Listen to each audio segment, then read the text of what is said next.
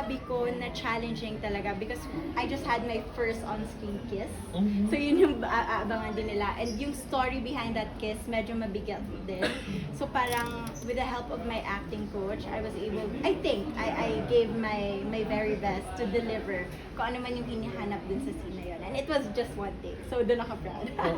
So, and kumusta yung ano? Ano yung napag-usapan niya before the scene?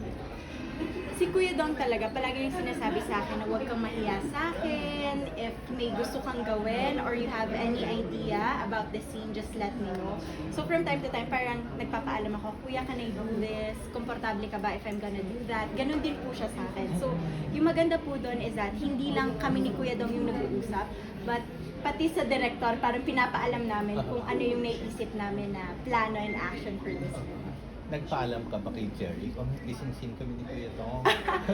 I actually did, pero si Jeric, since he's an actor, wala lang talaga yun sa kanya. Ako pa nga medyo yung natitense because first time ko po talaga and at first parang hindi ko alam kung paano siya i-deliver, pero this is my work, this is my job, and it's art. We're showing the reality of life. So, yun po, pinag-aralan yung eksena, binigay kung ano man yung gusto ng director.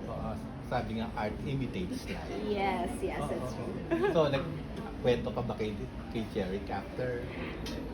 Kasi parang, kung makikita niyo yung scene, it was sweet naman. It wasn't anything na, or lustful. And may story behind that kiss. Kung saan nanggagaling yung need to do that scene. So yun yung kailangan nila abangan. So, excited ka na ba na malapit na? This month na? Yes po, super excited talaga Tito Lor kasi first teleserye and so far this is my biggest break na binigay at pinagkatiwala sa akin ng GMA. So I'm just happy to be here and I'm enjoying kasi hindi natin alam yung buhay if next time I'm gonna have another teleserye as big as this. And how is your working relationship with the other cast? Sina Mikael? Sino Megan, we have a common ground like pageantry. We would always talk about beauty pageants, yung experiences namin we would share. With Ria naman, we've worked together sa TikTok Lock. Ria, first time namin mag-work together. She's also young, pero she's very good.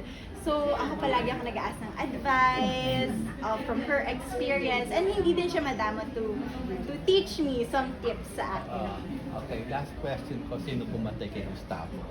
Abangan natin.